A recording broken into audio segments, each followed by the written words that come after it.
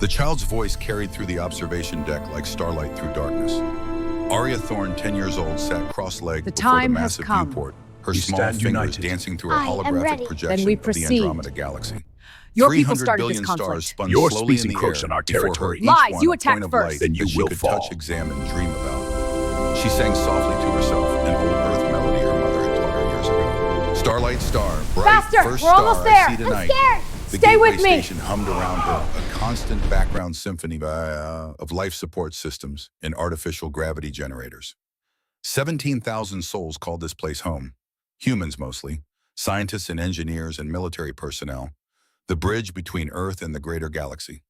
Outside the viewport, space stretched infinite and empty. No stars here. They were too far from the galactic core, positioned at the edge of known space where the darkness between systems grew thick and absolute. Arya didn't mind the darkness, not anymore. Her mother had taught her that darkness was just space waiting for light. I wish I may, I wish I might. The hologram shifted. Arya reached out her fingers, passing through a spiral arm, and the projection zoomed in. Individual star systems appeared. Planets, moons. The mathematical precision of orbital mechanics made visible, beautiful, comprehensible. She loved this. The way numbers became shapes. The way physics became art. The way the universe revealed its secrets to anyone patient enough to listen. Someday she thought she would build ships that could touch those distant stars. Someday she would map galaxies no human had ever seen. Someday she would...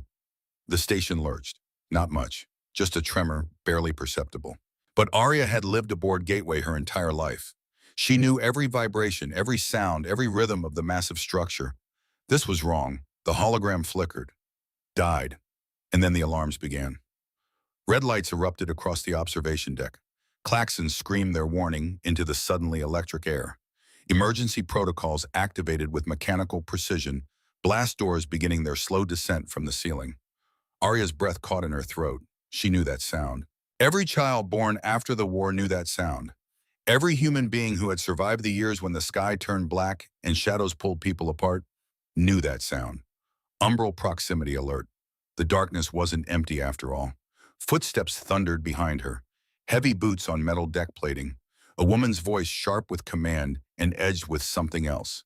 Something that might have been fear, if fear were something Commander Cassandra Thorne allowed herself to feel. Arya, move. Arya turned. Her mother burst through the observation deck entrance, still in her duty uniform. Dark hair pulled back tight, eyes scanning the room with practiced efficiency.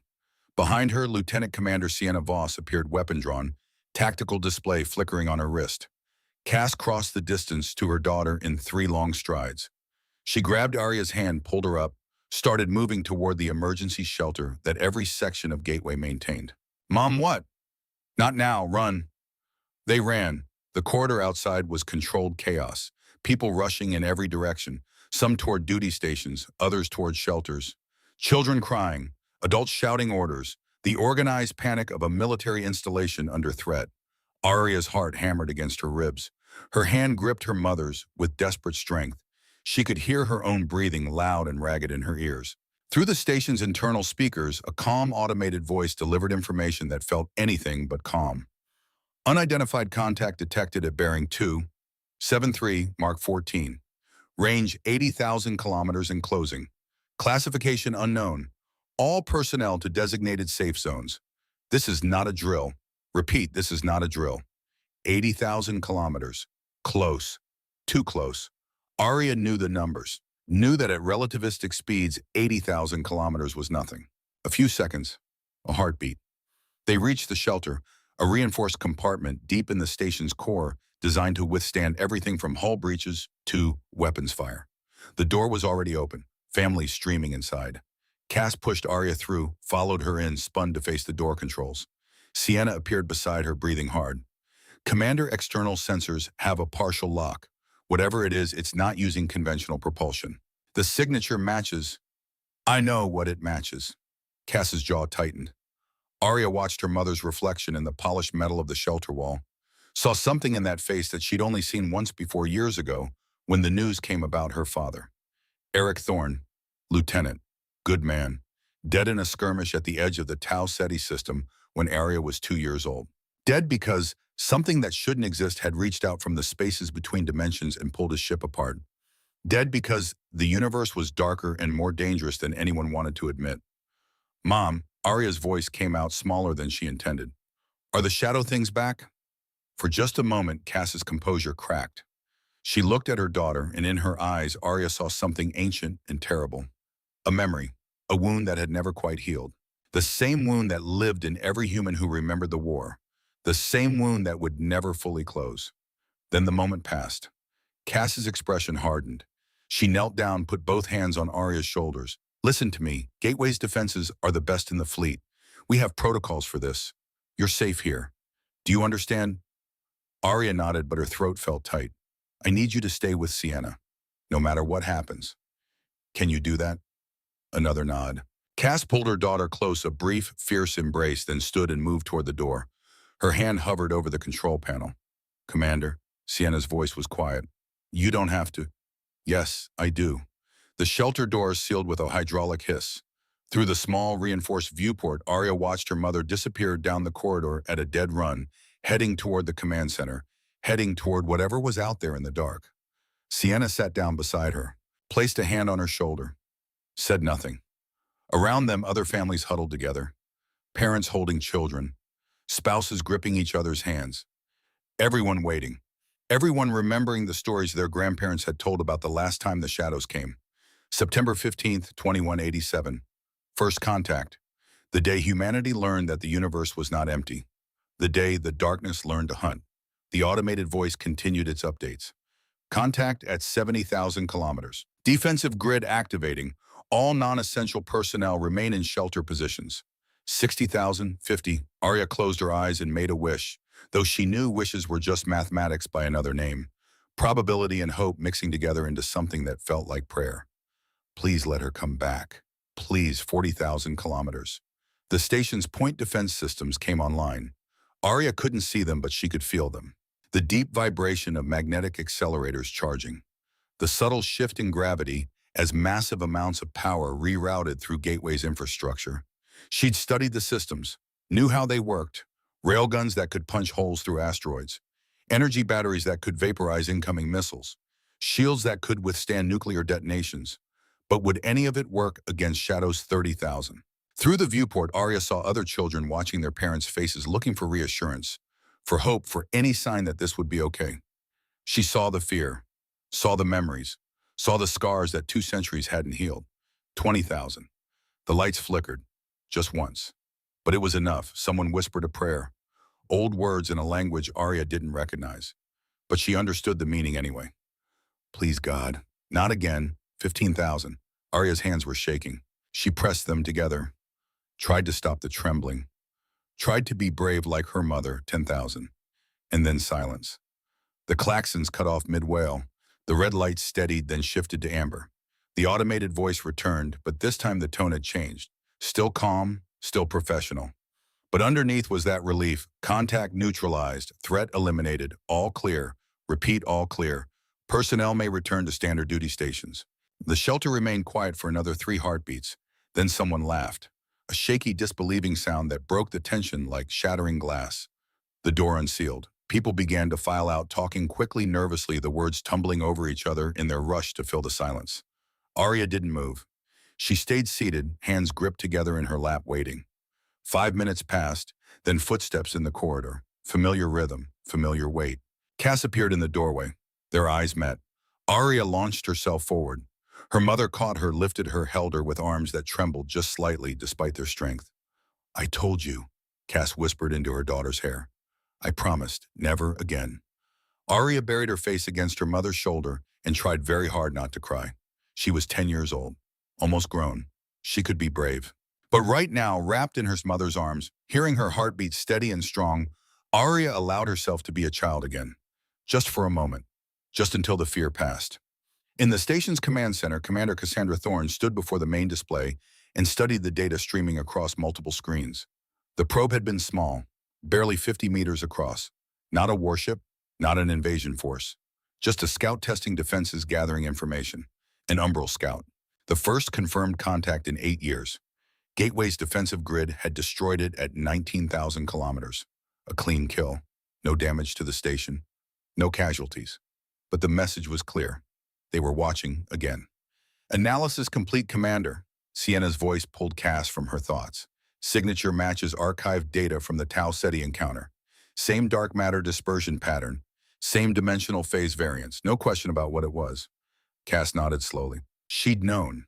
From the moment the alarm sounded, she'd known. 8 years of relative quiet. 8 years of hoping foolishly, perhaps, that the withdrawal was permanent. Hope, as it turned out, was a luxury humanity could no longer afford. Notify Admiral Core, Cass said. Full report, and contact the Galactic Council. Tell them Commander Thorne requests an immediate audience. The Council... Sienna's eyebrows rose. Ma'am, they're not scheduled to convene for another 2 weeks. The formal first contact protocols. Protocols are about to become irrelevant, Sienna. Cass turned from the display. Her expression was carved from stone. If the Umbral are probing our defenses again, that means they're preparing for something. And if they're preparing, we need allies. You think the Council will help? I think the Council doesn't know what's coming. And ignorance, Cass paused, ignorance will get them all killed. She walked to the viewport that dominated the command center's far wall. Beyond, the reinforced glass space stretched empty and dark. But somewhere out there in dimensions human eyes couldn't perceive, in the substrate of dark matter that held galaxies together, things moved. Things that had once tried to exterminate every human being in existence. Things that might try again. Cass touched the viewport's surface with her fingertips. The glass was cold, unforgiving, like the vacuum beyond. My grandmother was there, she said quietly. Commander Ilara Thorne, Denver, September 16th, 2187. She watched 4 million people die in 6 hours. Watched the sky turn black. Watched shadows pull her friends apart. Sienna stepped up beside her, waited. She died before I was born, Cass continued, but her words lived on, passed down through my father, then to me. She spent her life making sure humanity would never be helpless again. Helped design the first dark matter ships. Helped develop the protocols. Helped train the first generation of crews who could fight in dimensions normal matter couldn't reach. Cass's reflection in the glass looked tired, older than 47. She recorded everything. Left messages, instructions, warnings. Cass reached beneath her uniform collar, pulled out a chain. A medal hung from it, tarnished with age. The inscription, barely visible, never forget, never again. This was hers. My father gave it to me when I took command of Resolute. Said Ilara wanted me to have it, wanted me to remember what we're fighting for. You honor her memory, Commander. I try. Cass dropped the medal back beneath her uniform, turned to face her XO. Signal the fleet. I want USS Resolute and all 46 dark matter vessels ready to deploy within 12 hours. Full combat loadout, no exceptions. Destination, the Galactic Council Station. It's time we introduced ourselves properly. Sienna smiled. It was not a pleasant expression. The Council's going to get a hell of a surprise. Good. Surprises build character. Cass moved toward the door, then paused. And Sienna, make sure Arya is packed and ready. She comes with us. Commander, regulations. I don't care about regulations. My daughter stays where I can protect her. If that means breaking protocol, so be it. The universe already took my husband. It doesn't get my daughter, too. Sienna hesitated, then nodded. Understood, ma'am. Cass left the command center and made her way through Gateway's corridors toward her quarters. The station had returned to normal operations. People moved with purpose. The fear had faded, replaced by the comfortable routine of duty, but Cass could still feel it. That electric tension, that knowledge that the universe was bigger and darker and more dangerous than most people wanted to admit. Her quarters were small, functional, a bed, a desk, a wall of photographs. Arya was there, sitting on the bed legs tucked under her, studying a tablet. She looked up when Cass entered. Mom, the defensive grid recorded a 97% efficiency rating on the intercept. That's 3% better than the simulations predicted. I ran the numbers. If we adjust the targeting algorithm to account for dark matter phase variance, area, the girl stopped. Set down the tablet. Her expression shifted from excited to uncertain. Cass sat beside her daughter on the bed.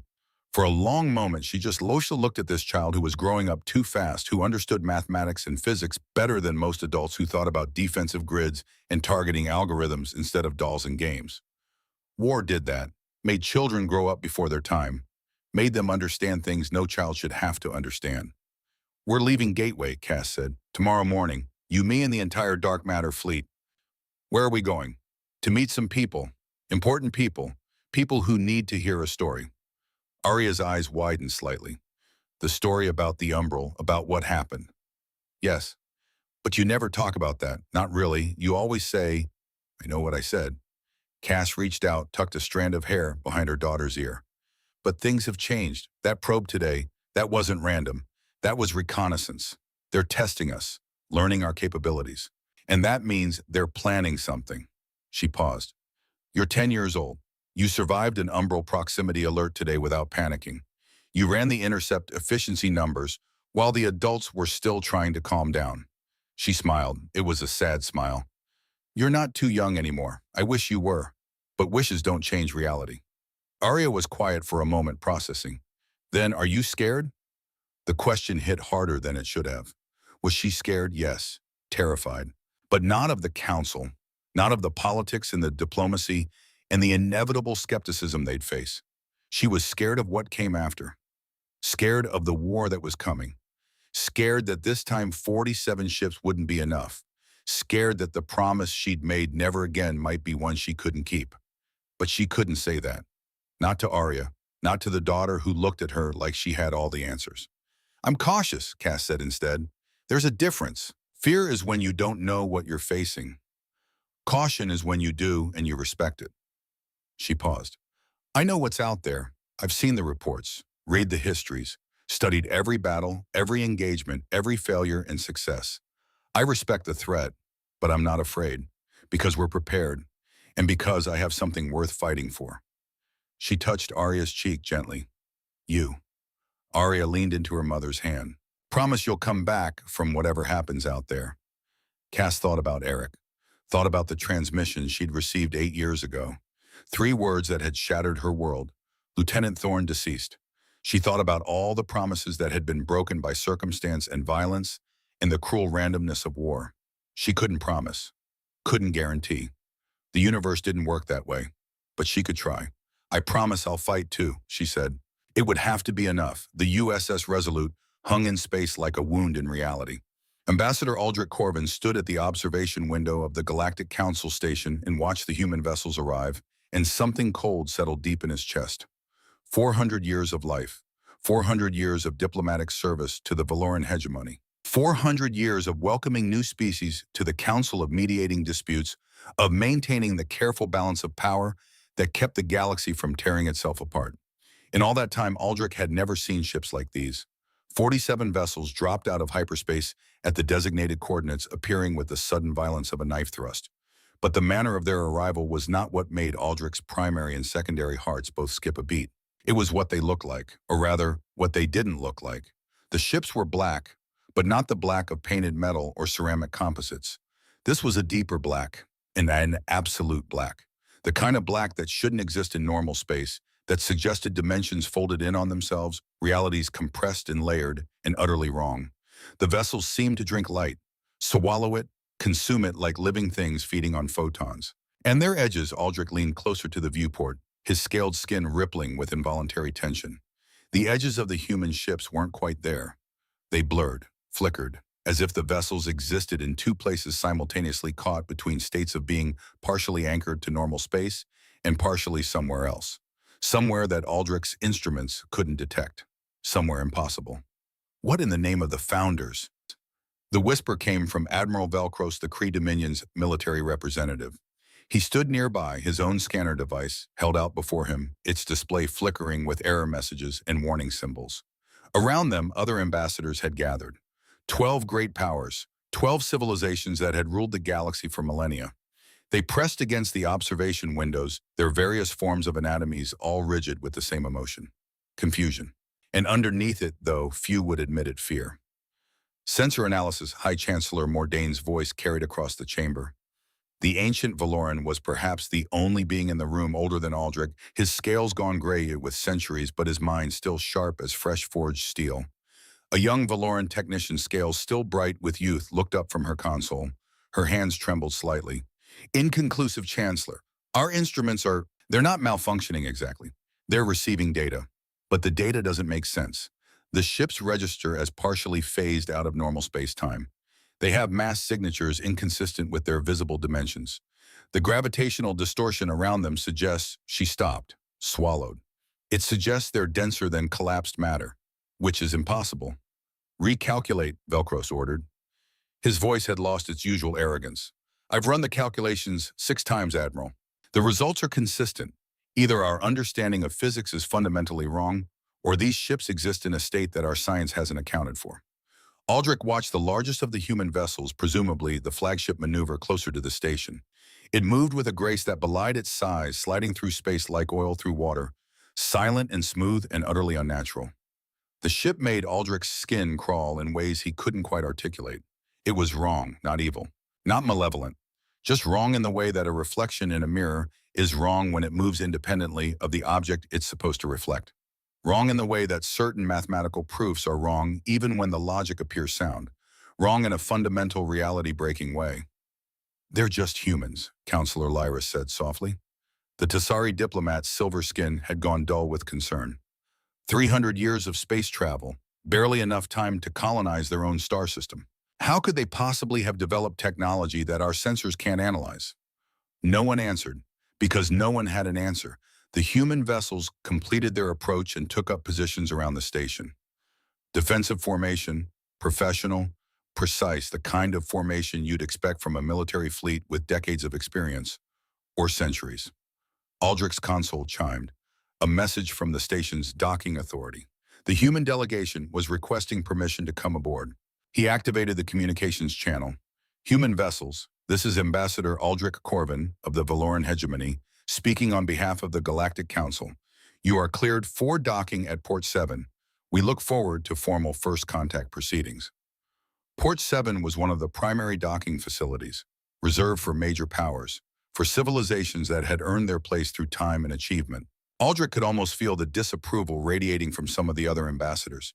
Humans should dock at the lower ports, the ones reserved for newcomers, for species still finding their footing among the stars.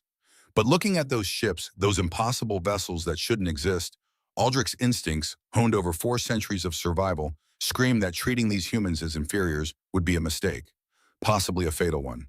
The response came 30 seconds later, a woman's voice, calm, professional, with an accent that marked her as coming from Earth's North American continent.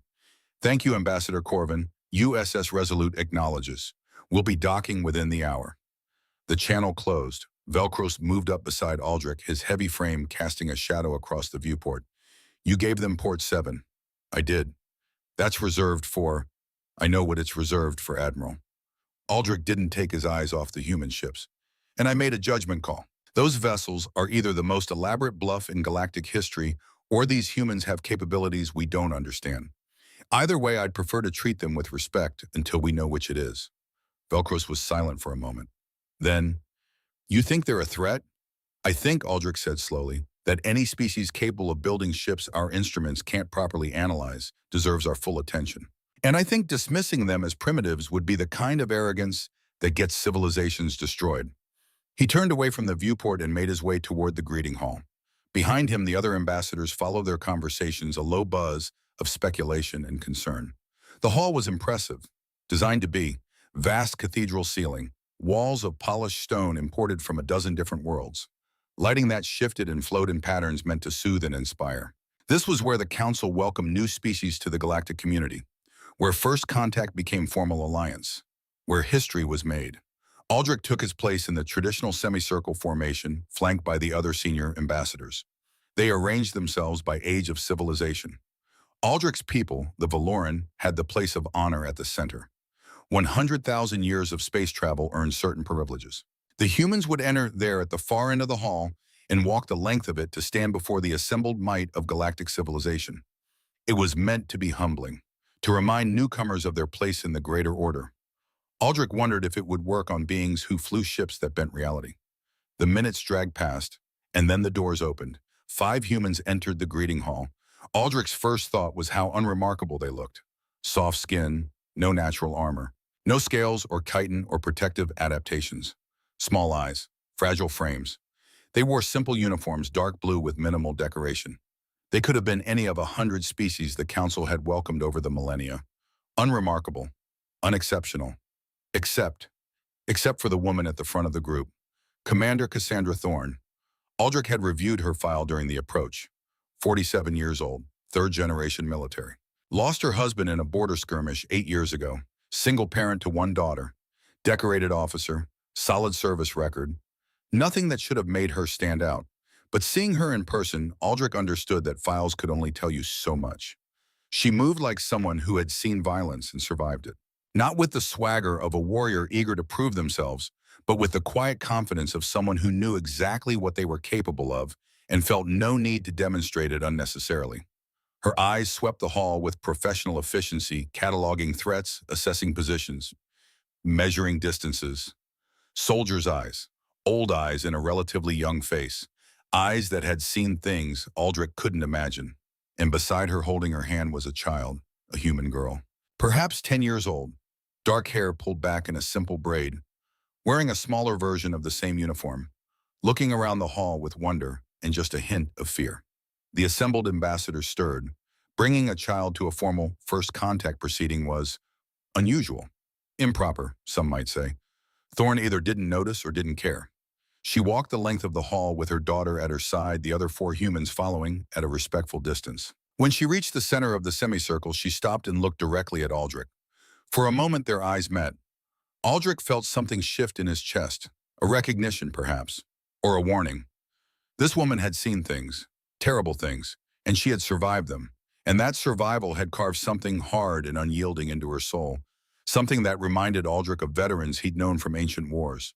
The ones who smiled but never quite reached their eyes. The ones who carried ghosts. Ambassadors of the Galactic Council, Thorne said. Her voice was clear and steady. It carried across the hall without need for amplification. I am Commander Cassandra Thorne of the United Earth Defense Force. On behalf of humanity, I thank you for receiving us. Aldrich stepped forward. As the senior ambassador present, it was his duty to respond. Commander Thorne, welcome to the Galactic Council Station. We hope this marks the beginning of a long and productive relationship between humanity and the civilizations represented here. The words were formal, traditional, meaningless.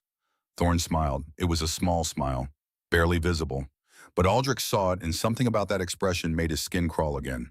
She knew. She knew that the ambassadors had seen her ships, knew that their instruments had failed, knew that every being in this hall was confused and concerned and trying desperately not to show it. And she was not afraid. Not even a little. Thank you, Ambassador Corvin, she said. Humanity has waited a long time for this moment. Admiral Velcros couldn't contain himself. 300 years of space travel, that's not long by our standards.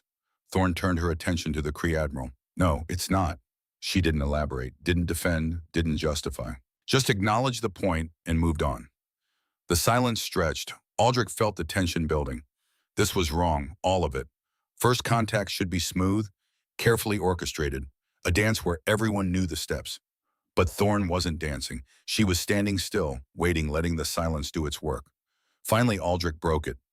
Your ships are unusual, Commander. Are they? Our sensors had difficulty analyzing them. I apologize for any inconvenience. Human technology can be unpredictable. It wasn't an explanation, wasn't even an attempt at an explanation. It was deflection, polite professional deflection. And Thorne knew he knew it. The child Arya, according to the files, tugged on her mother's sleeve, whispered something too quiet for Aldrich to hear. Thorne knelt down, spoke softly to her daughter, then stood and addressed the assembly again. Perhaps we can discuss our technology later, Aldrich suggested. For now, let us focus on the formal ceremonies. There will be time for questions afterward. Of course, Thorne said. We look forward to it. The ceremonies began.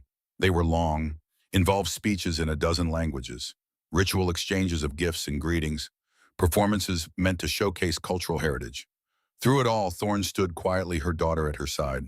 She responded to questions with short, polite answers, revealed nothing substantial about Earth or human capabilities or intentions.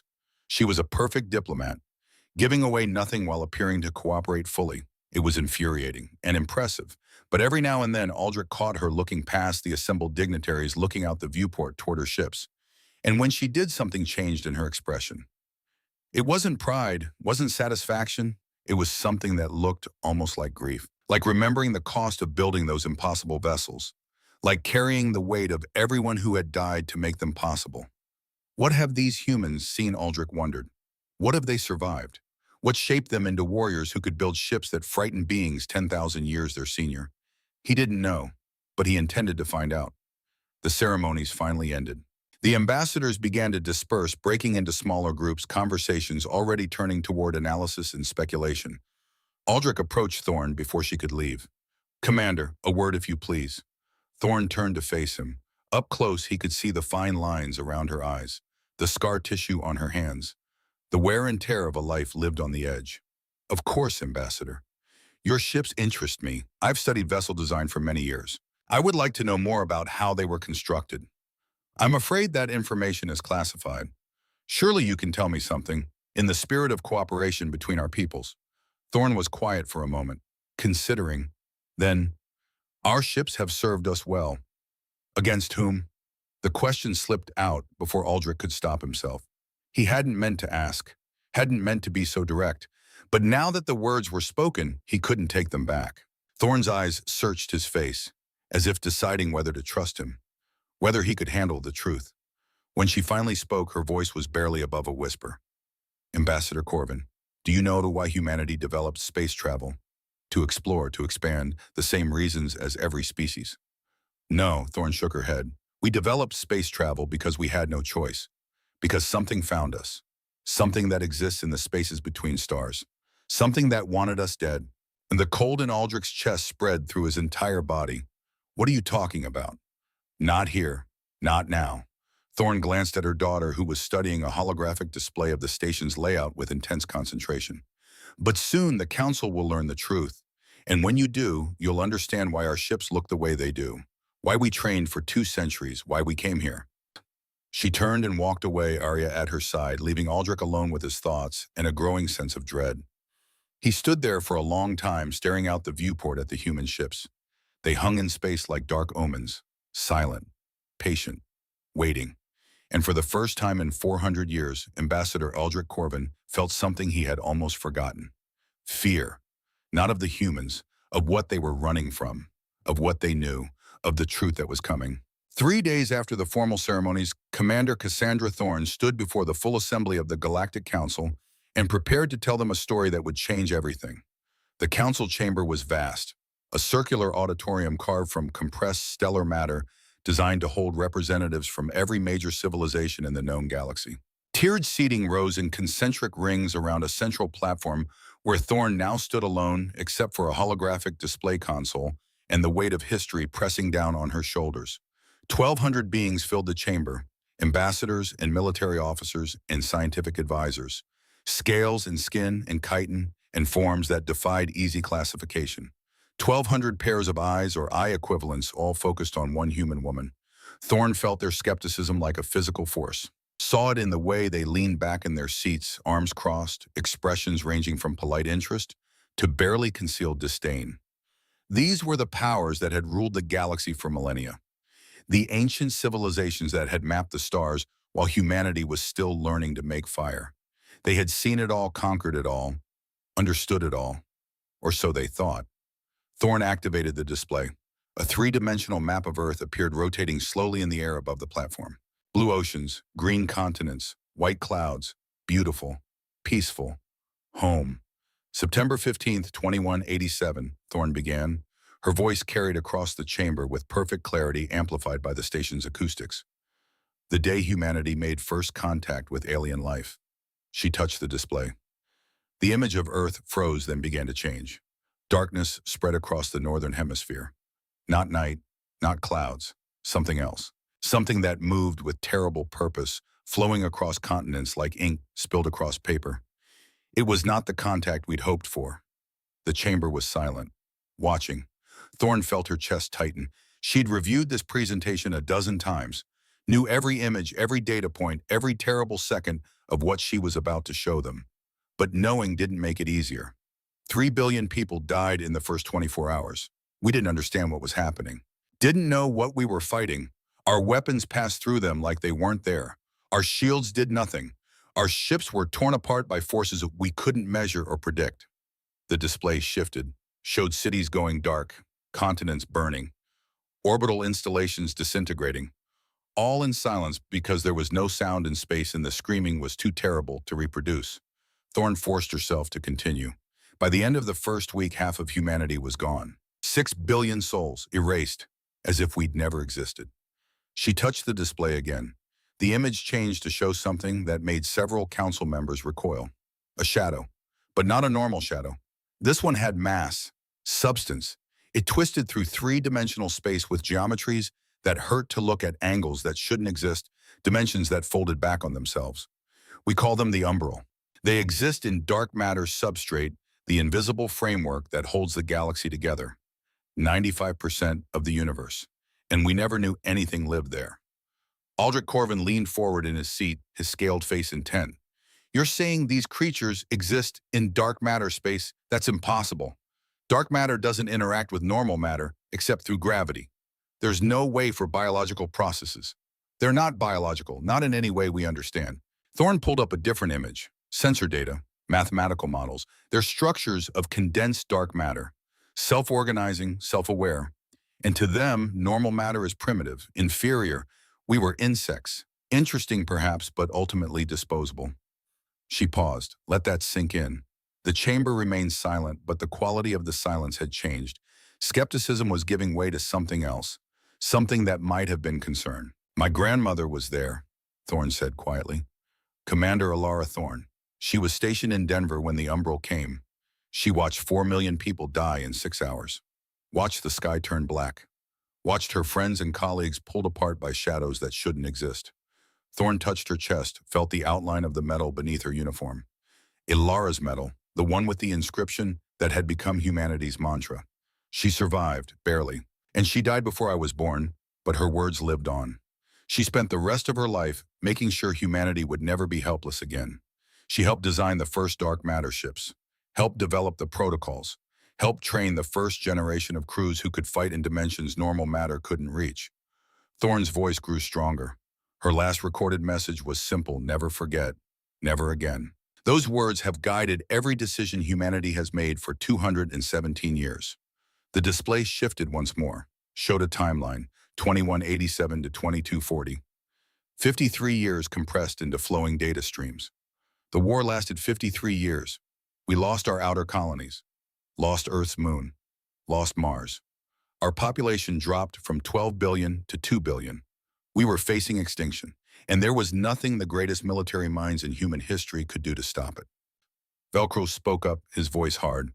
Then how did you survive? If these umbral are as powerful as you claim, we got lucky.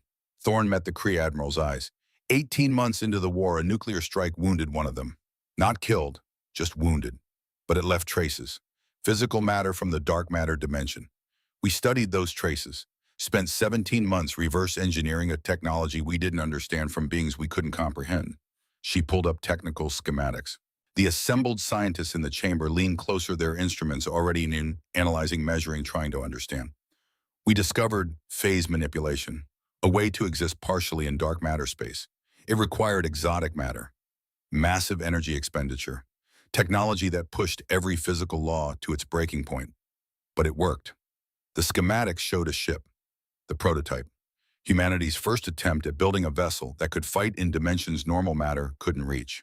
We called her the Defiance. 200 crew members. Volunteers, all of them, because we didn't know if she would work. Didn't know if she'd survive the phase transition. Thorne's voice dropped. We sent her into dark matter space and waited. 199 came back. The chamber stirred. But she worked. We could fight them. Not win maybe, but fight. Survive. So we built more.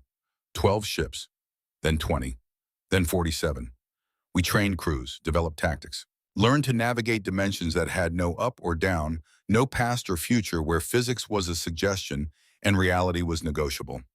The display showed battle after battle, humans fighting shadows, ships phasing in and out of normal space, victory measured in survival rather than conquest. By year 30, we'd fought them to a stalemate. We couldn't push them back. They couldn't break us. The war ground on, year after year, generation after generation. Children grew up knowing nothing but war. Adults forgot what peace felt like. Thorne touched the console. The timeline advanced to 2400. And then in year 53, they withdrew. No explanation, no negotiation, no peace treaty. They just left. pulled back into dark matter space, and went silent. She looked around the chamber, saw the confusion on their faces, the questions forming. We don't know why. Maybe we'd become too costly to destroy. Maybe they found something else that interested them more. Maybe they simply grew bored with us. The display went dark. For 164 years, we've waited for them to come back. We rebuilt our population, improved our ships, developed protocols and trained new crews. 47 vessels, 9,400 people. That's our entire dark matter fleet. Everything we have. Thorne's jaw tightened. And 3 days ago, an Umbral probe attacked Gateway Station. The first confirmed contact in 8 years. The chamber exploded into noise. Ambassadors shouted questions. Military officers demanded data. Scientists called for verification. The careful order dissolved into chaos. High Chancellor Mordain raised one aged hand, and somehow, impossibly, the noise died down. Commander Thorne, you're asking us to believe that there exists a form of life we cannot detect, that lives in dark matter space that nearly exterminated your species, and that may now threaten the entire galaxy. I'm not asking you to believe anything, Chancellor. I'm telling you what happened. What's happening now. Whether you believe it or not doesn't change the facts. Counselor Lyris stood, her silver skin catching the light. Surely there must be some mistake. If these Umbral exist, why haven't we detected them? Why haven't we encountered them in our thousands of years of space travel? Because you don't go where they live, Thorne said simply. You stay in normal space. You map stars and colonize planets and build your civilizations in the comfortable dimensions where matter behaves predictably. The Umbral exist in the gaps, the spaces between, and they only emerge when something catches their attention. Like what? Aldrich asked. Thorne turned to face him. Like unusual energy signatures. Like early spacecraft generating exotic particle emissions. Like humanity stumbling blindly into technologies we barely understood and accidentally ringing a dinner bell that echoed across dimensions. She paused. We were lucky. We were small, isolated. When the Umbral attacked, they focused on us, left the rest of the galaxy alone. The implication hung heavy in the air. But now you're here, Aldrich said slowly. Now you're making contact with other civilizations, trading, sharing technology, and drawing attention. Yes. Thorne didn't flinch from the accusation in his voice. The probe at Gateway wasn't random.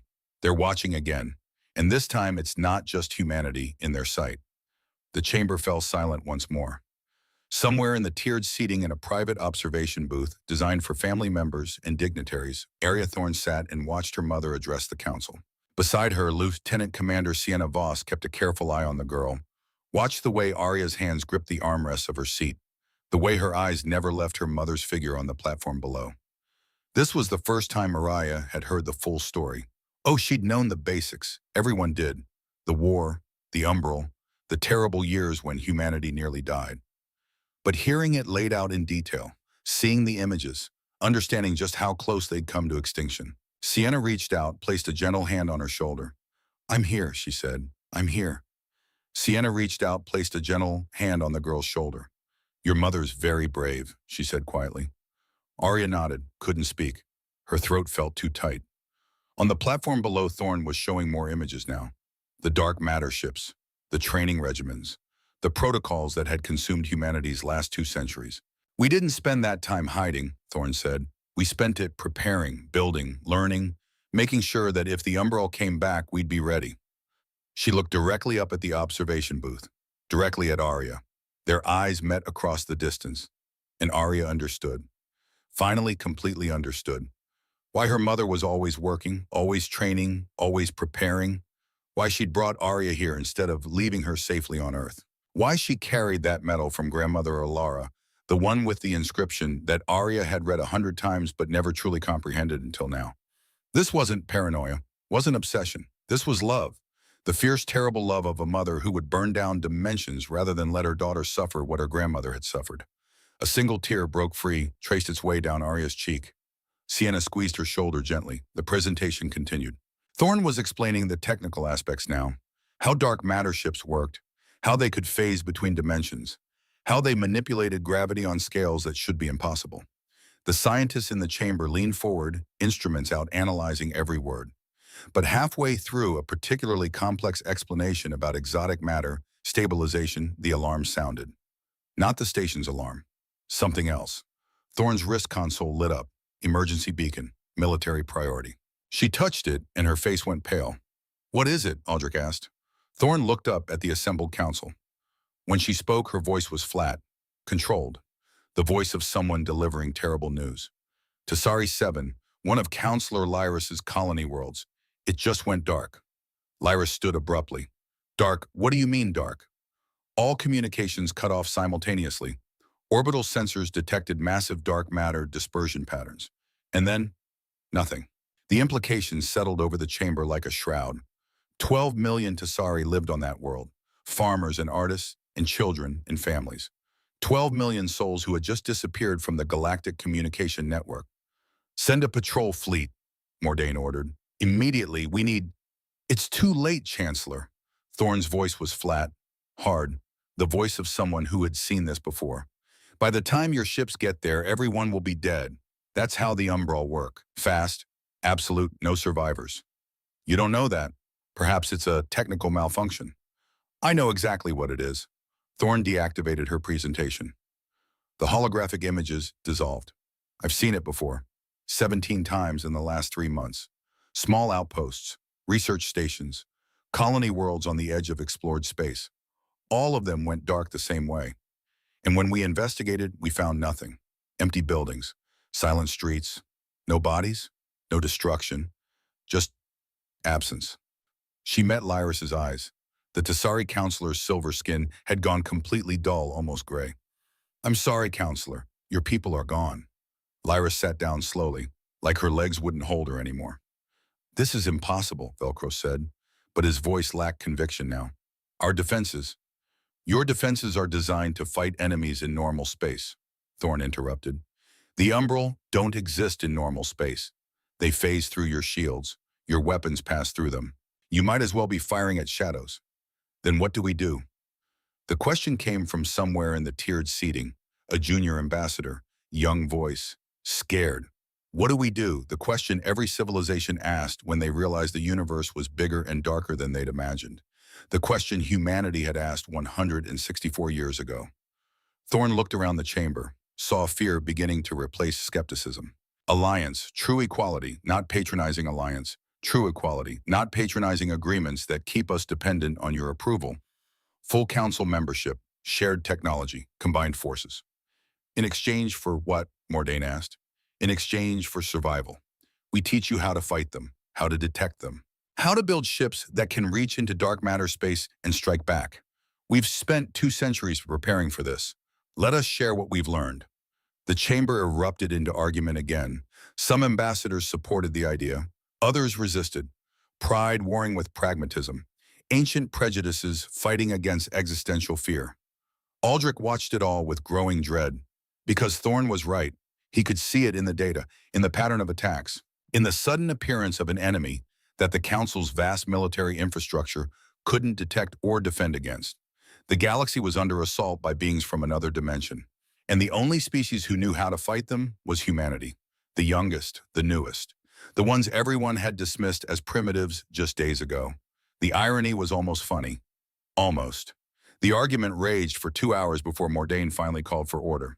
"Commander Thorne, we will need to discuss this among ourselves. You've given us much to consider. For now, I suggest we adjourn and—" The second alarm cut him off. This one was the station's proximity alert. Aldrich's console flared to life with warnings and tactical data. He pulled it up, read the information, felt his heart skip beats again. "Unidentified contact," he read aloud. "Bearing 351 Mark 7, distance 40,000 kilometers and closing. Classification—" He stopped, looked up at Thorne. "Classification dark matter anomaly." The chamber went silent. "They're here," Thorne said. Her voice was calm, too calm, the calm of someone who'd faced this before and survived. "Station defenses won't stop them. Your weapons can't touch them. You have maybe 5 minutes before they breach the hull." "Then what?" Thorne was already moving. She touched her wrist console, opened a channel. "USS Resolute, this is Commander Thorne. Umbral contact confirmed. Launch interceptor pattern Delta. Execute immediately." Through the chamber's viewport, Aldrich watched the human ships respond. They moved with terrifying speed. One moment hanging motionless in space, the next accelerating toward the incoming threat with velocity that should have liquefied their crews. The lead ship Resolute was already phasing. Its edges blurred, flickered, and then it simply wasn't entirely there anymore, existing in two dimensions at once, ready to fight an enemy that no one else could touch. All Council personnel to designated shelters, Thorne ordered, her voice carrying command authority that even Mordain didn't question. Now move. The chamber emptied in organized chaos, ambassadors and advisors streaming toward the reinforced safe zones that every Council facility maintained. Arya appeared at Thorne's side, Sienna right behind her. Mom, I know, baby. It's okay. Sienna's going to take you to the shelter. No, Arya's voice was small but firm. I stay with you. Thorne knelt down fast, grabbed her daughter by both shoulders. Arya, listen to me. I have to go coordinate the defense. It's not safe. It's not safe anywhere. Arya's eyes were wide but clear. No panic, just determination. You said never again. You promised. So I stay with you. For a moment, Thorne hesitated. Then she nodded, stood, looked at Sienna. She comes with us, both of you, command center. Now, they ran. The Council Station's command center was organized chaos. Tactical officers shouting reports. Sensor technicians trying to track something that kept phasing in and out of their instrument's detection range. Thorne took it all in at a glance, stepped up to the main tactical display. Situation. A Valorant officer, young, scared, but holding it together, responded immediately. Contact is 3 Umbral scouts, smaller than the one at Gateway, but they're not attacking the station. They're probing, testing our defenses. They're learning. Thorne watched the tactical display. Watched the way the Umbral entities move, flowing through space with alien grace. Studying how Council ships respond, what weapons we use, how our shields operate. She touched the console, opened a channel to her fleet. All vessels, this is Thorne. Engagement Protocol 7. I want them contained if possible. We need to send a message. Contained in ma'am, Tisum. The response came from one of her ship commanders. Confused, uncertain. The Council needs to see what we can do, show them we can fight these things, but also show them we can exercise restraint. Capture, not kill. Understood. Understood, Commander. Engaging now. On the tactical display, the human ships moved to intercept. What happened next would be burned into Aldrich's memory for the rest of his very long life. The Umbral scouts detected the human vessels, tried to evade, but the dark matter ships matched them move for move, phasing when they phased, existing in both dimensions simultaneously. It was like watching shadows fight shadows. One of the Umbral scouts lashed out with appendages made of condensed dark matter, struck at USS Nightfall. The ship's hull shimmered. The attack passed through normal space, but connected in the dark matter dimension. Nightfall shuddered, alarms screamed, but it held, and then it struck back. Not with weapons, not with missiles or energy beams, with gravity. Localized gravitational manipulation on a scale that Aldrich's instruments insisted was impossible. The space around the Umbral scout compressed, folded, became a pocket of reality where movement was impossible. The scout was trapped, contained, neutralized without being destroyed. The other 2 scouts tried to flee. USS Resolute cut them off. More gravitational cages, more impossible physics made manifest. 90 seconds after engagement began, all 3 Umbral scouts were captured. The command center was silent, everyone staring at the tactical display, at the impossible thing they just witnessed. Thorne touched her console. All ships secure the prisoners in phase-locked containment. Nice work. Minimal damage, maximum effect. Exactly what we needed. She turned to Aldrich, who stood nearby, his scaled face utterly blank with shock. That's how you fight them, Ambassador. You exist where they exist. You use their own dimension against them, and you show them that humanity learned from the First War. Her eyes were hard, old, filled with memories of battles fought in dimensions he couldn't perceive. We learned that survival isn't enough. You have to be able to strike back, but you also have to know when not to. That's what separates us from them. Arya stood beside her mother, one small hand gripping Thorne's uniform sleeve. She was crying now, silent tears streaming down her face. But she wasn't looking away, wasn't hiding. She was watching, learning, becoming. Aldrich looked at this human child who had just witnessed combat in dimensions that shouldn't exist. At the mother who had brought her daughter to war because leaving her behind was more dangerous than bringing her along. at the 47 ships that had just demonstrated capabilities that made millennia of Council military doctrine obsolete. And he made a decision. Commander Thorne, he said, I believe the Council needs to reconsider your proposal immediately. Thorne nodded. I believe you're right, Ambassador. The alarms faded, the immediate threat passed, but everyone in that command center knew the truth now. The Umbral were back, and the galaxy was not ready. Not even close. The alliance was formalized within 72 hours. Humanity received full Council membership. Equal status with civilizations 10,000 years their senior. Shared military command. Technology exchange protocols. Everything Thorne had asked for. Everything humanity had earned. But the celebrations were short-lived, because the attacks didn't stop. Over the next 6 months, the Umbral struck again and again. Colony worlds, research stations, trade outposts, anything at the edge of explored space. The pattern was clear. They were testing, learning, preparing for something bigger, and the Alliance learned to fight back. Human crews trained Council officers in dark matter combat, shared tactics, developed joint operational protocols. The 47 dark matter ships became the tip of the spear supported by 3,000 Council vessels. It wasn't enough. USS Eclipse was lost covering the evacuation of New Kyoto. Captain Maria Santos and her 200 crew members gone in the time it took light to cross a kilometer. Arya cried for 3 days when she heard. Captain Santos had taught her calculus during the long voyage to the Council station, had shared stories about her own daughter back on Earth. Now she was gone.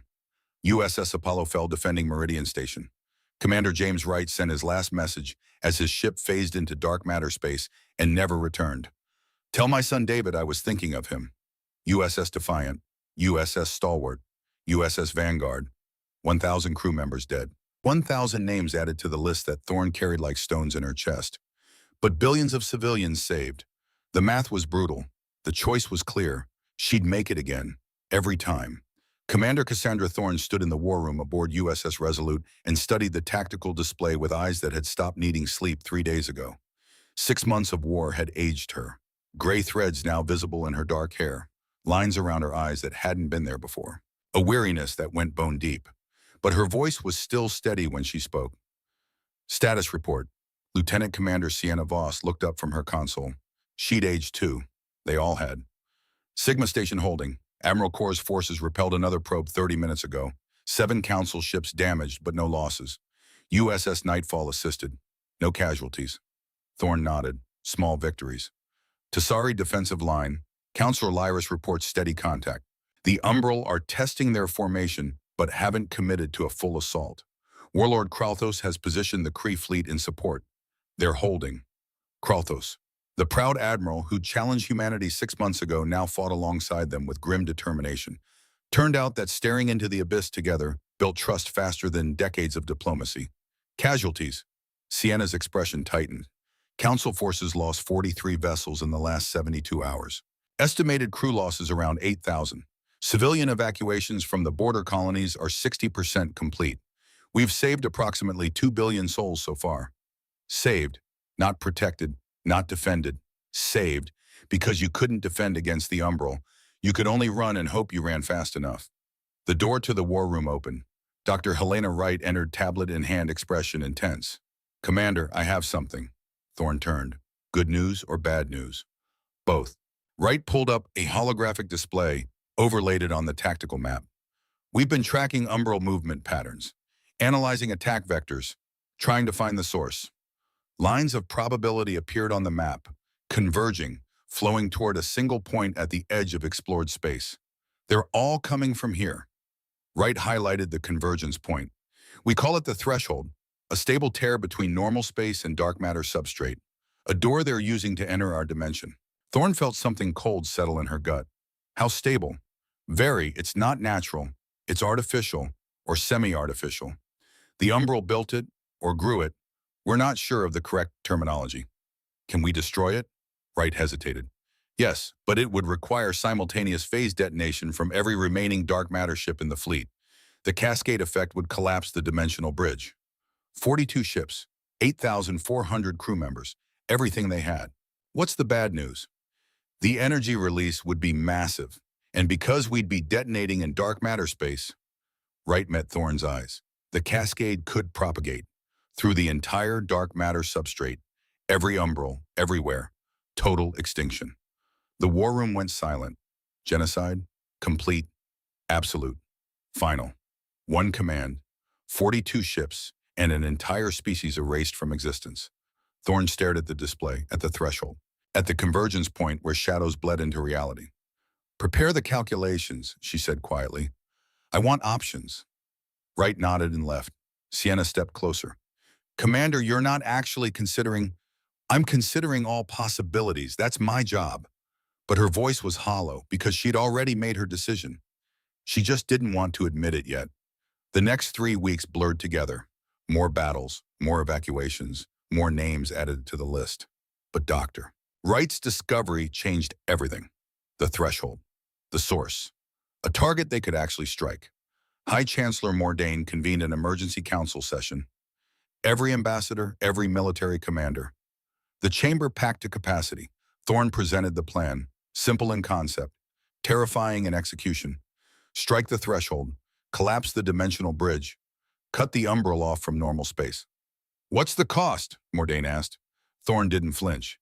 Every dark matter ship we have, 42 vessels, 8,400 crew members. They'll need to phase into dark matter space and detonate their cores simultaneously. Silence. You're asking your people to commit suicide, Velcro said quietly. I'm asking them to do what humanity has done for 200 years. Whatever it takes to survive. Whatever it takes to protect the people we love.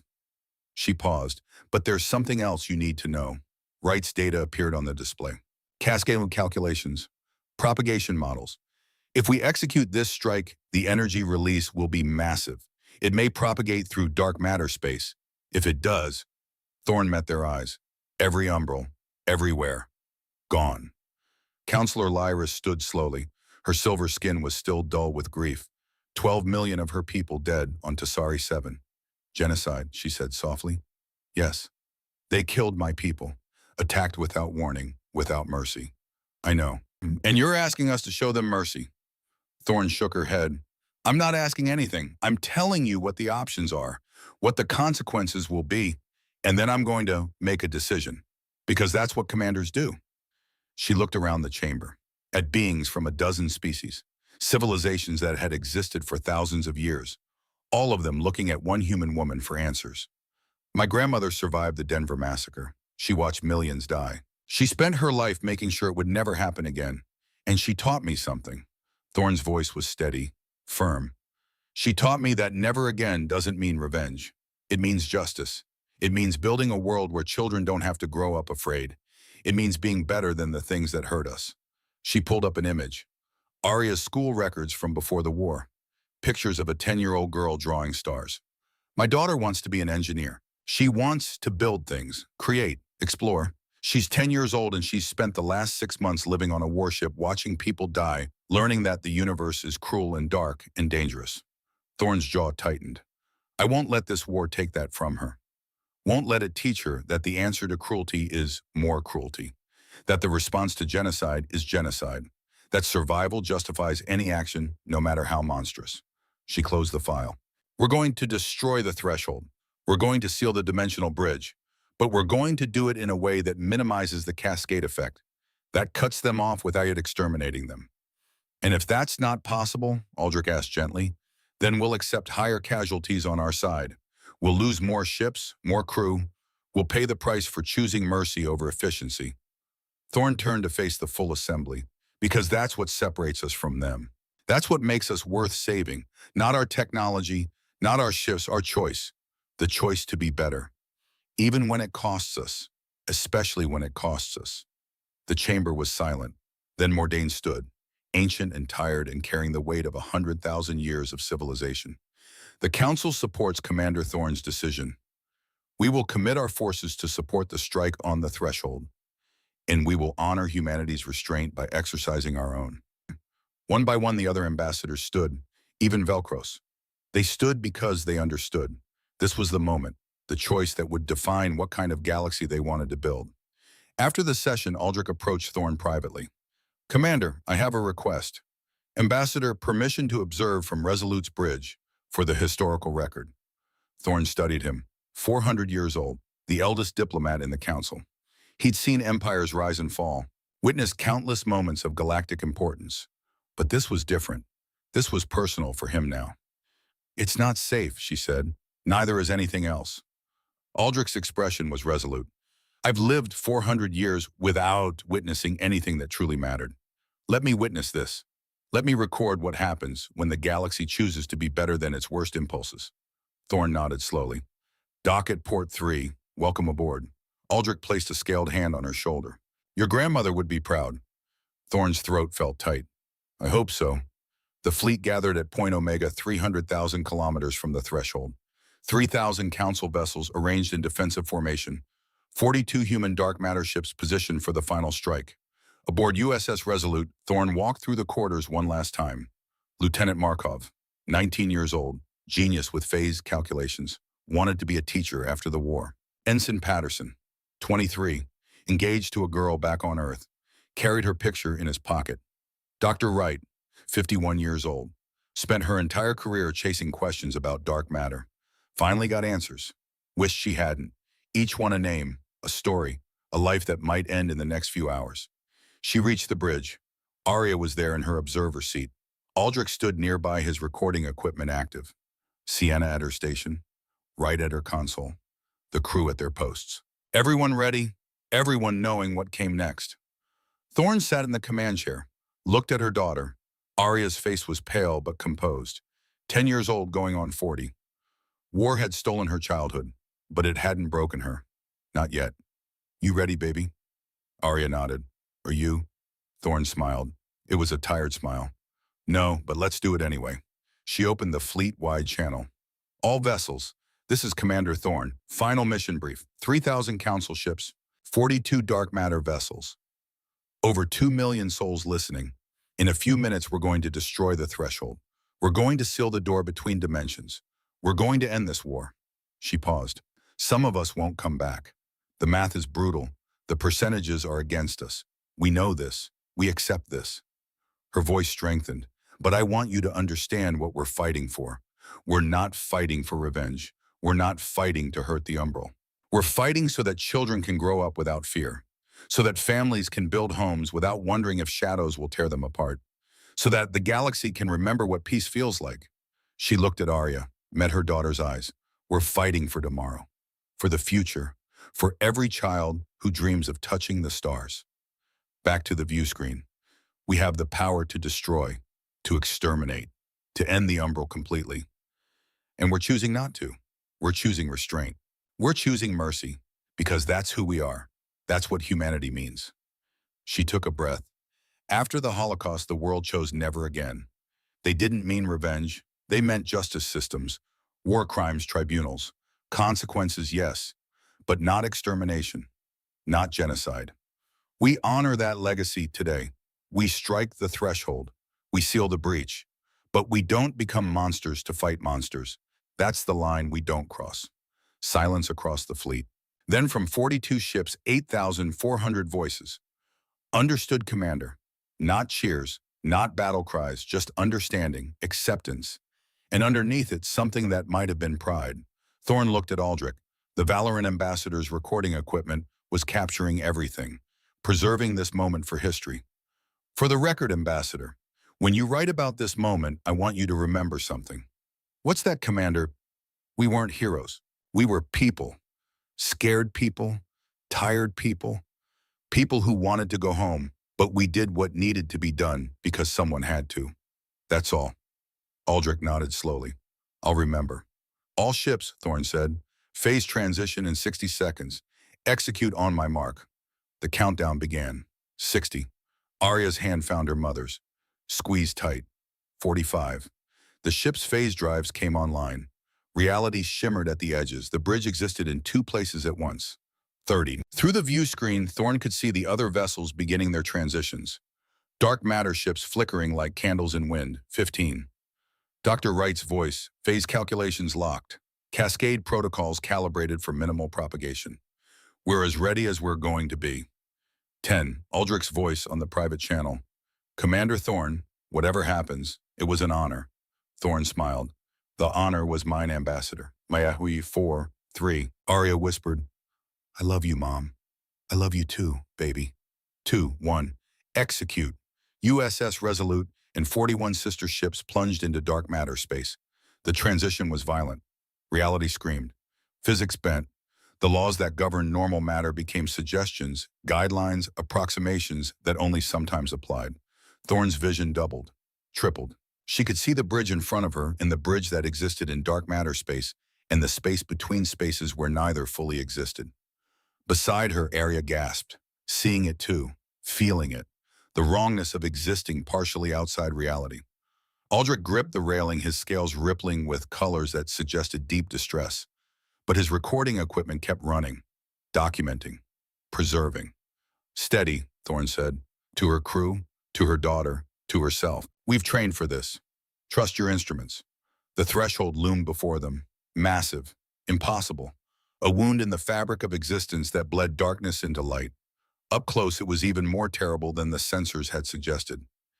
It pulsed, breathed, as if it were alive. Maybe it was. All ships formation Delta, approach vector locked. On my mark, prepare for simultaneous core overload. 42 ships arranged themselves around the threshold, positioning, calculating, preparing to unleash forces that would tear holes in dimensions. And then the umbral came, thousands of them, tens of thousands, pouring out of the threshold like blood from a wound. They'd been waiting, of course they had. This was their door, their way home, and humanity was trying to seal it. Council forces engage, keep them off us. We need 2 minutes. The 3,000 Council vessels opened fire.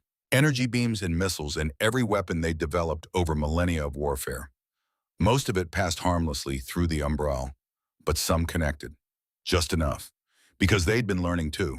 6 months of fighting alongside humanity. 6 months of watching dark matter tactics. They weren't helpless anymore, but they were still outmatched. The umbral swarmed the human fleet. USS Heracles took the first hit, umbral appendages tearing through her phase-shifted hull. The ship shuddered. Alarms screamed. Then USS Vigilant, USS Triumph, ships dying, phasing out of existence. Crew members screaming across communication channels and then going silent. Going dark. Going forever. Hold the line, Thorne's voice cut through the chaos. All vessels maintain formation. We're committed, USS. Resolute shook as an umbral scout struck. The gravity plating failed for 3 seconds. Everything not secured went floating. Arya's restraints held, but Thorne saw the terror in her eyes, saw her daughter's childhood dying in real time. Phase drives at maximum. Dr. Wright's voice was ragged. 30 seconds to critical mass. 30 seconds. Might as well be eternity. USS Nightfall was hit hard. Captain Rodriguez fighting to keep his ship together. Resolute, we're losing containment. Hull breaches on decks 4 through 7. Can you hold? We'll hold. Just finish this. 20 seconds. USS Valor went dark. Life support failure. The crew would suffocate long before help could reach them. 15 seconds. And then Warlord Kralthos' voice cut across the chaos. Human vessels, this is the Kree battle group. We're coming in. Hold tight. Impossible. Council ships couldn't fight in dark matter space. Couldn't phase, couldn't but Kralthos didn't care about impossible. He drove his flagship straight into the umbral swarm. No phase technology, no dark matter weapons. Just raw courage and 3,000 tons of battleship used as a battering ram. The umbral scattered. Not from damage, from sheer surprise. No one had ever done that before. And in that moment of confusion, the human fleet had the window they needed. 10 seconds, all ships prepare for core overload. Thorne looked at Arya one last time. Her daughter's face was pale, terrified, but she wasn't looking away. She was watching, learning, becoming. I'm sorry, Thorne whispered. Don't be. Arya's voice was steady. You're doing the right thing. 5 seconds. Dr. Wright appeared on screen. Tears streaming down her face, but her voice professional. Commander, I need final confirmation. If we do this, the cascade, minimal propagation. Seal the threshold only. That's the order. But we could end them all. That's not who we are, Doctor. Execute. Wright nodded, hands flying across her console. 3, 2, 1, and then Dr. Wright stopped. Her hands hovered over the final sequence. Commander, there might be another way. What? If we can create a stable phase bubble before detonation, we could theoretically ride the blast wave back to normal space. It's never been tested. Chances of success, 3.7%. Thorne's heart hammered. But it's not zero. It's not zero. How long to set it up? 90 seconds. 90 seconds while the Umbral tore them apart. 90 seconds of hell. But a chance. A slim chance. Better than certain death. Do it. All remaining ships cover us. The fleet responded. 42 ships became a desperate perimeter, holding off thousands of Umbral. Buying time measured in heartbeats. USS Thunderbolt destroyed. 150 crew lost. 80 seconds. USS Perseus crippled. Captain Yuki Tanaka self-destructed to take out an Umbral swarm. 60 seconds. 3 more ships lost buying time. 45 seconds. Phase bubble forming. Wright's voice was shaking. It's unstable but holding 30 seconds. The Umbral threw everything at them. Thousands of shadow creatures trying to stop what they knew was coming.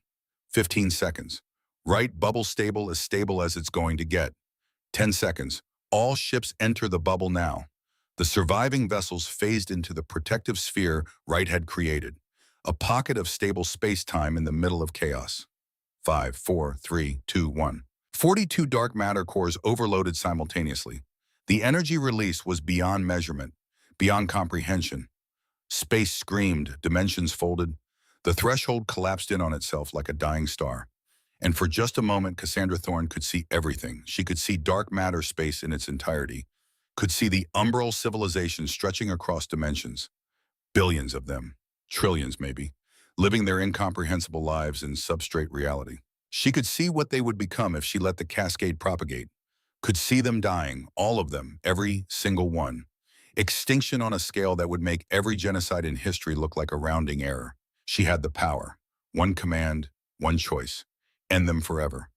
Make sure they could never threaten anyone again. Never kill another human child. Never turn another sky black. It would be so easy, so justified, so final. But then she looked at Arya, her daughter watching with wide eyes, learning, absorbing, becoming whoever this moment would make her. And Thorne made her choice. The cascade stopped at the threshold, collapsed it, sealed it, cut the connection between dimensions. But nothing more. The Umbral in dark matter space survived, would live, would remember. And maybe someday they would understand why humanity chose not to destroy them when they had the chance. Or maybe they wouldn't. It didn't matter. What mattered was that Thorne could look her daughter in the eye afterward, could teach her that strength wasn't the same as cruelty, that power came with responsibility. That being better than your enemies meant choosing restraint even when revenge was easier. The explosion faded. Reality reasserted itself. The fleet phased back into normal space. Thorne took inventory. 42 ships went in. 37 came back. 5 vessels lost in the final moments. USS Heracles, USS Vigilant, USS Triumph, USS Dauntless, USS Relentless. 1,000 crew members gone. 1,410 total. 15% casualties. Within parameters. Except there were no acceptable parameters when you were counting the dead. But 2 billion civilians saved. The threshold sealed. The war over. Thorne sat in the command chair and felt every one of her 47 years pressing down on her. Beside her, Arya was crying, silent tears streaming down her face. Not tears of fear anymore. Tears of grief, of loss, of understanding what victory really cost. Thorne unbuckled, went to her daughter, held her while the bridge crew maintained their professional composure, and the tactical displays showed council vessels securing the area. It was over. They'd won. But victory tasted like ashes. Aldrich stood nearby, his recording equipment still running, capturing this moment. The aftermath, the con. When he finally spoke, his voice was soft. You could have destroyed them all. Yes. Why didn't you? Thorne looked at Arya, at her daughter who would carry this memory for the rest of her life. Because I want her to know that we're better than that we don't answer genocide with genocide, that mercy isn't weakness, it's strength. She met Aldrich's eyes. And because if we'd done it, if we'd exterminated them, what would that make us? We'd have become the very thing we were fighting against. The thing that kills without mercy, without restraint. Aldrich nodded slowly. For the historical record, humanity chose mercy when it had the power to choose vengeance. That choice may define your species for millennia to come. I hope so, Ambassador. I hope so. 2 weeks later, the memorial service was held on Gateway Station. 1,410 names read aloud. 1,410 crew members who would never go home. Lieutenant Dorian Cavanaugh, USS Nightfall. Survived by wife Isla and daughter Neve, age 5. Commander Rhiannon Vale, USS Eclipse. Survived by son Caden, age 11. Captain Yuki Tanaka, USS Perseus. Survived by parents and 2 sisters. On and on, names and ranks and the families left behind. Thorne stood at the podium and tried to find words that didn't feel hollow. They gave their lives so that billions could live. They fought in dimensions that human minds weren't meant to perceive. They faced extinction and chose mercy. They were heroes. She paused, looked at the assembled crowd, thousands of beings, human and alien alike, come to honor the dead. But they were also parents, children, siblings, friends. They were people who loved and laughed and dreamed, and they're gone. Her voice cracked slightly. We can't bring them back, can't undo their sacrifice, but we can honor it by building a galaxy worthy of what they gave, by teaching our children that strength isn't cruelty. That power comes with responsibility, that we're defined not by what we can destroy, but by what we choose to protect. She stepped back from the podium. The names continued. 1,410 lives compressed into sounds, syllables, memories that would fade with time. After the service, families approached Thorne, one by one, some to thank her, some to curse her, some just to be acknowledged. Nev Kavanaugh, 5 years old, held her mother's hand and looked up at Thorne with huge eyes. Are you the commander? Yes. Mommy says you knew Daddy. Thorne knelt down, eye level with this child who would grow up without her father. I did. He was brave. He saved a lot of people. Mommy says he's a hero. He is. Neve was quiet for a moment. Then, can I have his medal? Thorne reached into her pocket, pulled out Dorian Kavanaugh's insignia, the one they'd recovered from Nightfall's wreckage. She pressed it into Neve's small hand. Your father loved the stars. He told me once that he hoped you'd love them too. Neve clutched the medal to her chest. I do. Then make him proud. Reach for them. Touch them. Show him that his sacrifice meant something. Isla Kavanaugh's eyes were wet. Thank you, Commander. Thorne stood. I'm sorry I couldn't bring him home. You brought my daughter home, and 2 billion others. That's enough. Was it? Thorne didn't know, but it would have to be. She moved through the crowd, spoke to each family, each child, each widow, each parent. Caden Vale, 11 years old, his mother dead at the threshold. She was proud of you, Thorne told him. Her last transmission mentioned you. She said to tell you to keep studying engineering, that you were going to build amazing things. Caden nodded, unable to speak. Emma Wright, daughter of Dr. Helena Wright's cousin, asking questions about dark matter because she wanted to understand what her aunt had died for. On and on, each one a wound, a reminder, a life forever changed. After the last family left, Thorne stood alone in the memorial expo. Aldrich approached. He'd been there throughout, recording, documenting, preserving.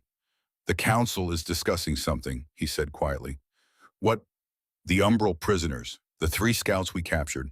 There's a faction that wants them executed. War crimes. Justice was done. Thorne felt exhaustion wash over her. And what do you think? I think, Aldrich said slowly, that humanity has shown us a different path. A harder path, but perhaps a better one. Trials, Thorne said, not executions. Due process. War crimes tribunals like we did after World War II. Nuremberg, not lynch mobs. That's what I recommended to the Chancellor. Good, because if we execute them without trial, we're no better than they are. Justice isn't revenge. It's accountability. Aldrich was quiet for a long moment. Then you know that not everyone will agree. Some species lost billions. They want blood. I know, but that's the price of being better, of building something that lasts. Quick vengeance feels good in the moment, but it doesn't heal. It doesn't teach. It doesn't build a future. She looked at the wall of names. These people didn't die so we could become monsters. They died so we could be better. 3 months after the memorial service, a transmission arrived at Gateway Station. Thorne was in her quarters helping Arya with her mathematics homework when Sienna appeared at the door. Commander, you need to see this. Something in her voice made Thorne's blood run cold. What is it? Just come see. They rushed to the communications center. Sienna pulled up a data stream. Static at first, then a voice. Familiar. Impossible. Commander Thorne, this is Captain Rodriguez. USS Nightfall. Can you hear me? Thorne stared at the screen. Her heart stopped. Rodriguez was dead. Nightfall had been crippled at the threshold. Hull breaches. Life support failure. This is impossible, she whispered. The transmission continued. We're not dead, Commander. We're somewhere else. When nightfall took damage, we couldn't maintain our phase lock. We slipped sideways, into a stable pocket in dark matter space. The voice crackled. 37 crew members survived. We found others, Eclipse crew, Valor, Hermes, Perseus, 800 souls total. We're all here, building something. Thorne's hands shook. How, ma'am? When the threshold collapsed, the blast wave pushed us deeper into dark matter substrate. We found a stable region, a pocket where the laws of physics still make sense, where we can survive. Rodriguez's voice grew stronger. We're building a colony here, Commander, a permanent human presence in dark matter space, a watch post. Because if the Umbral ever try to return, they'll find us waiting.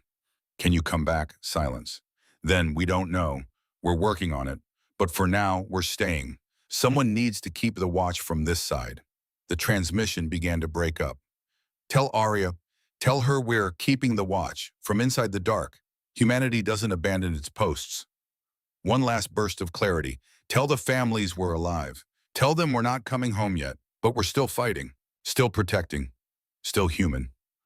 Rodriguez out. The transmission ended. Thorne sat in silence for long minutes. 800 crew members. Not dead, not gone. Alive. Trapped in dark matter space, but alive.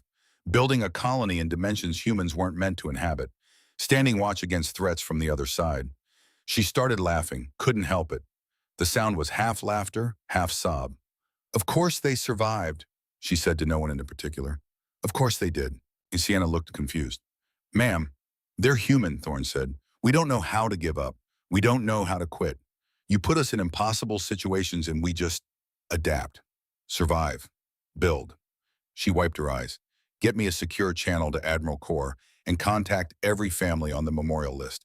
Anyone whose loved one was on Nightfall, Eclipse, Valor, Hermes, or Perseus. What do I tell them? Tell them their people are alive. Tell them they're heroes. Tell them they're still out there, still fighting, still protecting us. Thorne stood, felt lighter than she had in months. The casualty count had just dropped.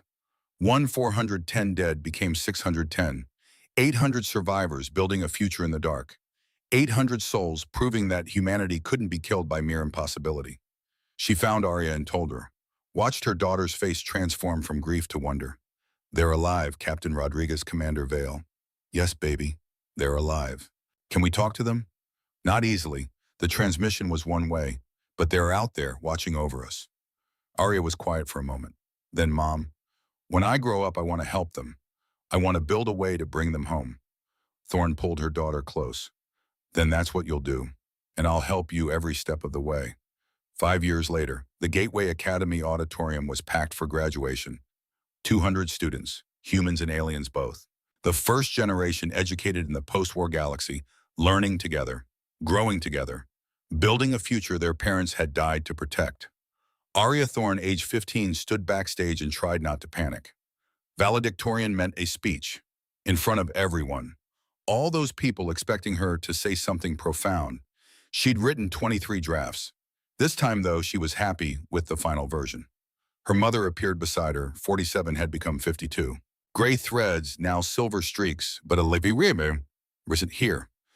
Nervous a little, Thorne smiled. Good, means you care. What if I mess up? Then you'll be human, that's allowed. The announcement came, next speaker, Arya Thorne. Arya took a breath, walked onto the stage. The applause was overwhelming.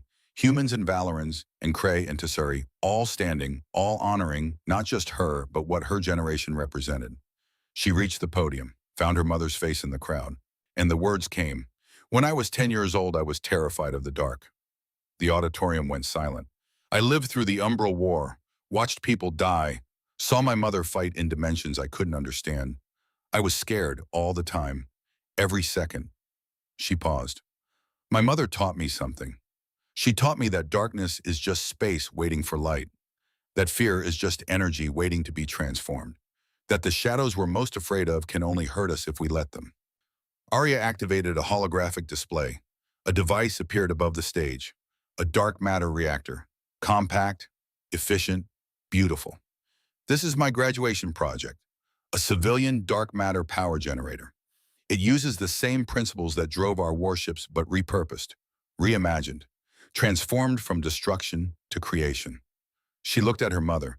It can power a city of 1 million for a year on the energy contained in a cubic meter of space. No fuel, no waste, no environmental impact. The crowd murmured, scientists leaning forward, taking notes. My mother's generation learned to fight in the dark. They showed the galaxy our weapons, our ships, our ability to survive. Arya's voice strengthened. My generation is showing you what we can do with peace, what we can build when we're not fighting for our lives, what happens when you give humanity hope instead of fear. The hologram shifted, showed applications, cities powered by dark matter, ships exploring distant galaxies, medical technology, agricultural advances. This is my thank you to the 610 who died so I could stand here, to the 800 who still stand watch in dark matter space, to my mother who chose mercy when revenge would have been easier. She paused. To everyone who fought to protect tomorrow. The hologram showed one more image, a communication array, sophisticated, powerful. And this is my promise. I'm going to build a bridge, a stable connection to dark matter space. I'm going to bring our people home. She looked directly at the cameras broadcasting across the galaxy. To Captain Rodriguez and the colony, we haven't forgotten you. We're coming. It might take years, it might take decades, but we're coming. To every child watching this, you don't have to be afraid anymore. The shadows are just space, and space is what we make of it. Arya stepped back from the podium. The applause started slowly, then built, became a thunderous wave. Thorne stood in the crowd, tears streaming down her face.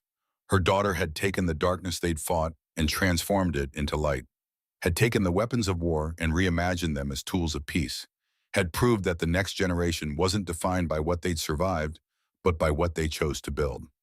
After the ceremony, they stood together outside watching the sunset over Gateway Station. I'm proud of you, Thorne said.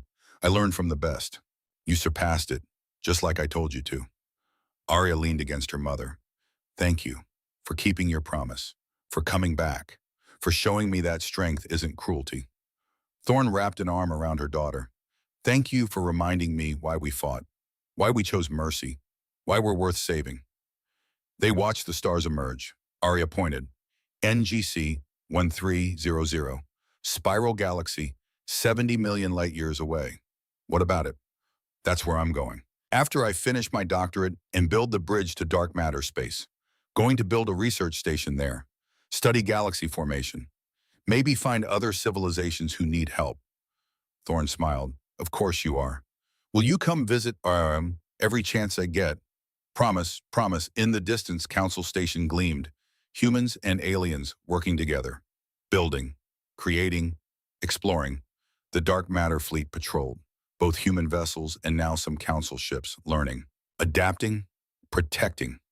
Somewhere in dark matter space, 800 souls stood watch. Alive, fighting, waiting for the bridge home. And somewhere in the substrate of reality, the Umbrella existed. Cut off but not destroyed. Living their incomprehensible lives. Maybe they remembered. Maybe they understood why humanity had spared them. Or maybe they'd already forgotten. It didn't matter. What mattered was the choice itself, the line humanity drew and refused to cross. The mercy they showed when revenge would have been easier. That was their legacy. Not the weapons, not the ships, not the victories, the restraint, the humanity, the light they brought to the darkness. Aldrich Corvin, now retired from active diplomacy, but still recording history, watched from nearby. He'd documented it all. The arrival, the war, the choice, the aftermath. 5 years of galactic transformation compressed into data and memory. He approached Thorne and Arya. For the historical record, and he said, what do you want future generations to know about this era? Thorne thought for a long moment. Tell them we were scared. Tell them we made mistakes. Tell them we lost people we loved and carried those losses forever. She looked at Arya. But tell them we chose to be better anyway. Even when it was hard. Even when it cost us. Even when revenge would have been easier. We chose mercy. We chose justice. We chose hope. Aldrich nodded. Recorded it all. And one more thing, Arya added. Tell them that darkness is just space waiting for light, and that humans are pretty good at making light. They stood together as the last rays of sun faded and the stars came out. Earth visible in the distance, blue and green and alive. Home. Worth fighting for, worth dying for, worth choosing mercy for. Thorne felt Alara's metal beneath her uniform. The inscription she'd carried for decades. Never forget, never again. She understood it now. Truly understood. It didn't mean never forget the pain. It meant never forget the choice. The choice to be better, to show mercy, to build instead of destroy, to bring light to the darkness. And as she stood there with her daughter and her friend watching the stars that humanity had fought so hard to protect, Cassandra Thorne felt something she hadn't felt in a very long time. Peace.